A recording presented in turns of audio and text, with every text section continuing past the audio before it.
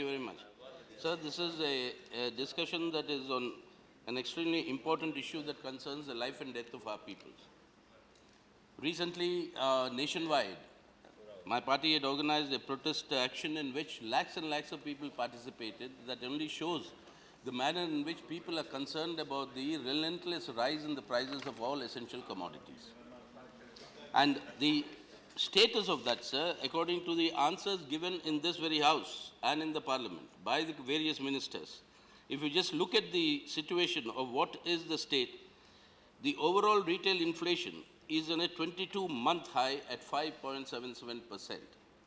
Official figures given here. The food inflation is close to 8%. The media is reporting that food is on fire.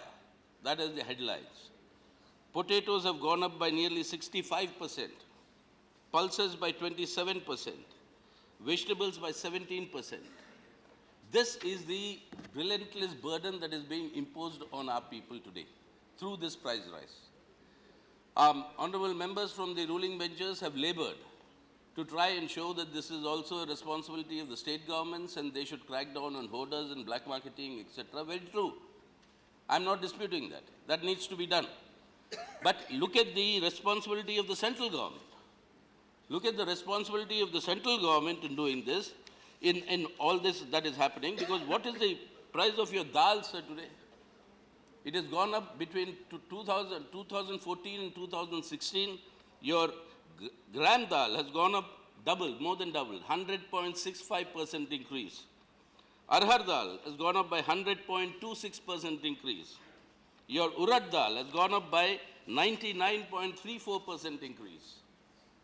Now, this is the state of affairs as far as the poor, vast majority of our people are concerned. And this is not only due to black marketing, which needs to be curbed. No doubt about it, state governments have a role. But that is not the only reason. Why? Why do I say that? Look at the various decisions taken by the central government, sir. Fuel. All of us know. Hike in fuel charges increases the rate of inflation in an overall manner, and there's a spiral, inflationary spiral that's set in motion when fuel prices go up because of transportation costs. When this government took office, the international price of crude was $106 per barrel. It came down to $26 per barrel in January 2016. It is now slightly going up. It's around $40 per barrel now in July. But what has been? The fall has been to the tune of 106 to 26. But in this period, what has been the price of diesel, sir? It is 54 rupees 30 paise. When the refinery delivery cost to the petrol pumps is only 25 rupees 10 paise per liter. That is more than double the cost that is there at the refinery is being charged from the public. Petrol, 62 rupees 56 paise per liter in Delhi, I'm talking. What is the refinery cost at delivery? 22 rupees 94 paise. 40 rupees more than what is the refinery cost is being charged. Why? Because this government, since it has hiked the excise duty on petrol and diesel 9 times. 9 times. As a result, that your people are paying 40 rupees more per liter for petrol, they are paying nearly 35 rupees more per liter for diesel, and this is causing an overall rate of inflation all across the country, and that is purely a central government's responsibility. It's not of any one state. And this is the government is reaping in its own revenue at the expense of the people. This is one instance, fuel charges. Now look at the hikes in the cess that the government has introduced in the last 2 years. What are the new cesses? I mean, it's a long list that has come out. I'm reading out for you for your information, for the August House's information. The new cesses that have been imposed. Service tax has been up in the 2015-16 budget from 12.36% to 14%. Your Swachh Bharat tax, cess, of 0.5%. Your Krishi Kalyan cess of 0.5%. Your infrastructure cess on the vehicles from 1 to 4%, depending on the type of the vehicle. Your clean environment cess, it was earlier called the clean energy cess. This has been doubled. Your oil development cess, it used to be 4,500 rupees per ton, has now been increased to 20% ad valorem. You've just seen, ad valorem means including the taxes, what is the price? On that, they have made it 20% is the oil developments. Your secondary and higher education cess, that has been recovered, according to, till 2015, is 64,000 crores. Not one paisa has been spent. All of that has gone into the governmental revenue. All these cesses put together, sir, all these cesses put together, if you look at the road cess and all this that were there earlier, these are the extra burden on the people that's leading up to rise in prices. Who pays the cess? Is the consumer. When the consumer pays all this cess, it only adds up to the rate of inflation that goes up. So overall what you see, whether it's the fuel price, whether it's the cesses, and the cess, sir, remember, it's got nothing to do with the states. In fact, whatever is earned from the cess is earned directly by the central government and not shared by the with the states at all. So all this is revenue to the center. If inflation is going up today, it's going up because of these measures, for which the central government and the central government alone is responsible. And therefore, what needs to be done? It's an overall miserable situation. You heard many colleagues here speak of the rate of growth of unemployment in our country. The Honorable Minister for Commerce, who's not here now, she's gone on record, either here or in the other house, to say 1.35 lakh jobs have been created. How many youth join, sir, the job market every year? 1.3 crores. As against that, we have created 1.3 lakhs. 1%. 1% of the newly joining employment market youth. What about the backlog? With this level of unemployment, this sort of a price rise is actually killing the people. This is imposing greater and greater misery, and this is coming directly from the decisions of the central government. Yes, state government's culpability and what they have to do, all that is a separate matter. But now what I am here raising this issue because of the importance it is, as I said earlier, it's a life and death question for our people, is that the central government take measures to remedy this.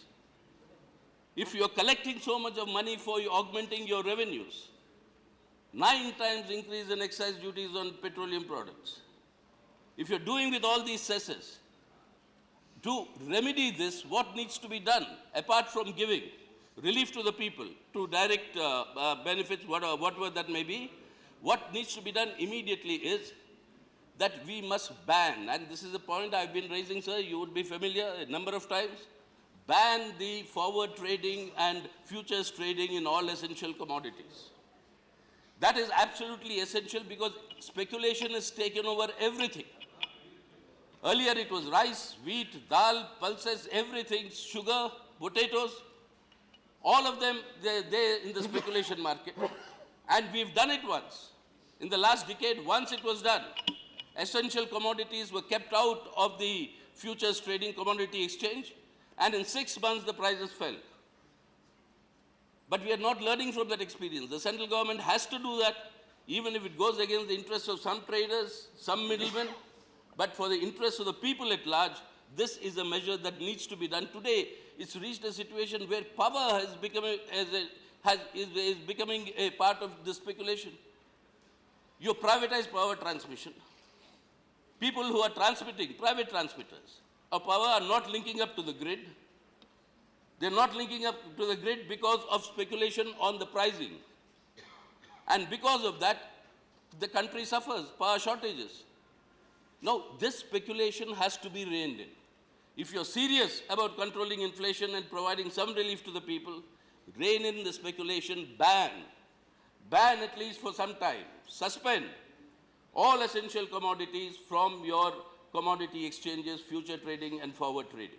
And that is absolutely essential. Honorable Minister is here, our old friend, very experienced, and I really would like to impress upon him through you to at least undertake this step, and you will see the results in 3 months if you actually do this. The other point, sir, which is also, I think, very important for us to consider in this context, is that price rise or inflation, any economist will tell you, is a classic income redistribution measures. And inflation means the income is redistributed from the consumer to the producer. That is, the consumer pays more, the producer should earn more. And in economics theory, they'll tell you that this is the classic case in which you want to redistribute income from the poor to the rich. Now, such a redistribution is happening in our country when the economic inequalities are widening. You have 100 US dollar billionaires in India today, 100. India is shining for them. That India shining, 100 billion US dollar billionaires, they have an asset value amongst themselves, 100 individuals have an asset value among themselves of nearly between one third and one half of our country's GDP. And what does your 2011 census tell you, sir? 90% of the families in India, the bread earner earns less than 10,000 rupees a month. 90%. 2011 census, the figures have come out only a few months ago. This is the difference. And on top of this, inflation means further widening this gap, transferring income distribution from the poor to the rich. But in our country, there's an added thing. Classic economic theory won't explain this. It's not the producer who's gaining. It is the people who trade in between who are gaining the most. Take the example of your dal, sir. We are buying dal and we are issuing our farmer a minimum support price of rupees 50 paise per kg for dal. How much is it selling in the market? 120 rupees. At one point of time I took it. And how much are we paying to import the same dal to foreign farmers and foreign countries? 152 rupees. 152 rupees we are paying to imported dal, so that in the name of saying that we are providing it for our people, to our farmer you give only 50 rupees 50 paise, but in between you sell it at 120 rupees. Who is gaining? We are turning economic theory on its head. Here, inflation does not mean consumer suffers and the producer gains. Here, inflation means consumer suffers, producer suffers, the middleman gains. And it is this speculator in the middleman who is thriving at the expense of these policies that has to be curbed. And that, sir, is very important if you really want to address this issue of curtailing inflation. So I beseech, sir, the government through you, you have raised enough resources through all these cesses. You have raised more than enough resources through all these hikes in excise duties, etc. The governmental revenues are there. You're earning brownie points from international finance, saying that fiscal discipline is there in India, but at what cost? If fiscal discipline at the cost of our people, is that the price we pay? Economic development, after all, sir, economic development, after all, is not only GDP growth rates. It's the quality of life of our people. And that quality of our life of our people, what does this government's own economic enterprises survey tell you?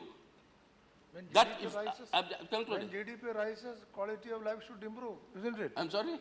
When GDP rises, quality of life should improve. Not automatic, sir. Not at all automatic.